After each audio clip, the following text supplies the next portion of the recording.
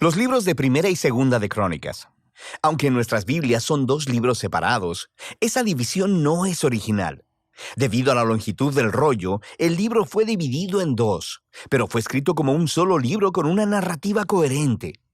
En nuestras Biblias en español, Crónicas viene después de los libros de Samuel y Reyes, y la mayoría de Crónicas es en realidad contenido repetido de esos libros. Así que la mayoría de los lectores modernos, cuando llegan a Crónicas, piensan, espera un momento, acabo de leer todo eso, y se lo saltan. Y eso es una pena, porque el libro es realmente único e importante en la Biblia. En el orden judío tradicional de la Biblia, Crónicas es en realidad el último libro porque resume todas las escrituras judías. La primera palabra en el libro es Adán, el primer personaje en el principio de la historia, y el último párrafo anuncia el regreso de Israel del exilio. Ahora, no sabemos quién escribió este libro, pero por los detalles en él, podemos saber que fue producido por alguien que vivió un par de siglos después de que los israelitas regresaran del exilio en Babilonia. Ahora, para este autor, Jerusalén y el templo fueron reconstruidos hace algún tiempo, y sabemos por Esdras, Nehemías, que las cosas no andaban bien. La gran esperanza profética era que la ciudad y el templo fueran reconstruidos, que Dios viniera a morar entre su pueblo. El rey mesiánico vendría, y todas las naciones estarían bajo su gobierno pacífico, y nada de esto ha sucedido. Así que el autor de Crónicas ha reconfigurado estas historias de David y Salomón y los reyes del pasado para proveer un mensaje de esperanza para el futuro. Y vemos que él ha diseñado este libro para enfatizar dos temas evidentes. Primero, la esperanza del rey mesiánico venidero, y segundo, la esperanza de un nuevo templo. Profundicemos y verás estos temas a lo largo de todo el libro. Primera de Crónicas comienza con 9 capítulos de genealogías, largas listas de nombres, y las leerás y pensarás que esto es un poco aburrido, y puede que esto sea cierto para ti, pero en realidad son muy importantes. El autor está resumiendo la narrativa entera del Antiguo Testamento al nombrar a todos los personajes clave en las historias, y al hacerlo, él da forma a las genealogías para enfatizar dos linajes clave. Primero está la línea del rey mesiánico prometido, así que se dedica mucho espacio a trazar la línea de Judá que llevó hasta el rey David, a quien le fue dada la promesa mesiánica. Y luego de David, el autor traza la línea hasta sus días. La otra línea familiar que recibe mucha atención aquí es la del sacerdocio, los descendientes de Aarón, quienes, por supuesto, sirvieron en el templo. Así que desde el inicio puedes ver dos temas principales: la esperanza del autor de que el Mesías venga para construir un nuevo templo y segundo, su origen en estas antiguas genealogías.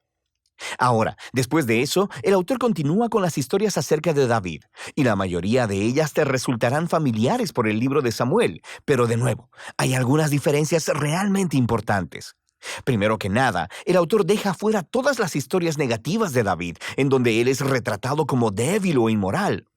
Saúl cazando a David en el desierto y persiguiéndolo.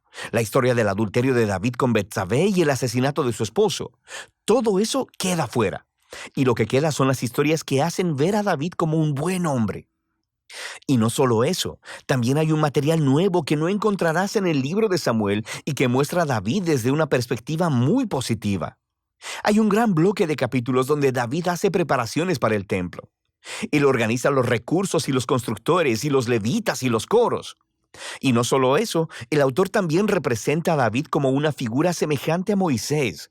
Dios le da a David los planos para construir el templo, así como le dio a Moisés los planos para construir el tabernáculo. De manera que, ¿por qué todo este nuevo material acerca de David? El autor no está intentando cubrir las faltas de David. Él sabe que cualquiera puede ir a leer sobre ellas en el libro de Samuel. Más bien, él está tratando de presentar a David como el rey ideal, para hacer de él una imagen o tipo del futuro Mesías del linaje de David. Es muy similar a cómo Jeremías y Ezequiel hablaron del Mesías venidero como un nuevo David. Esto es más evidente en la manera en que el autor recuenta la historia de la promesa del pacto de Dios a David en Primera de Crónicas 17. Cuando comparas la historia con su paralelo en 2 de Samuel 7, verás que el autor de Crónicas está resaltando que ni David ni Salomón ni ninguno de los reyes de su linaje eran el rey mesiánico, y que cuando el Mesías venga será un rey como David. Así que para este autor, estas historias del pasado acerca de David son lo que sostienen su esperanza para el futuro. Después de que David muere, continuamos en Segunda de Crónicas, que se enfoca en los reyes que vivieron en Jerusalén. Y de nuevo, hay muchas cosas que coinciden con Primera y Segunda de Reyes, pero hay muchas diferencias clave. El autor ha dejado fuera todas las historias sobre los reyes de Israel del norte para enfocarse en el linaje de David. Y hay mucho nuevo material acerca de estos reyes del linaje de David. Él resalta a los reyes que fueron obedientes a Dios y añade historias acerca de cómo su obediencia llevó al éxito y a la bendición de Dios. Pero también añade nuevas historias acerca de reyes que fueron infieles a Dios, no siguieron la Torá y llevaron a Israel a adorar a ídolos. Y estos reyes enfrentaron horribles consecuencias, lo que llevó al exilio de Israel, un desastre que ellos mismos provocaron. Así que toda esta sección se convierte en una serie de estudios de carácter en donde el autor quiere que las generaciones posteriores de israelitas aprendan de su historia familiar para que así sean fieles a su Dios y a la Torá. Ahora, la conclusión del libro es también realmente única. Justo al final del libro, el rey de los persas, su nombre es Ciro, le dice a los israelitas que pueden regresar a casa, volver del exilio y reconstruir la ciudad y el templo.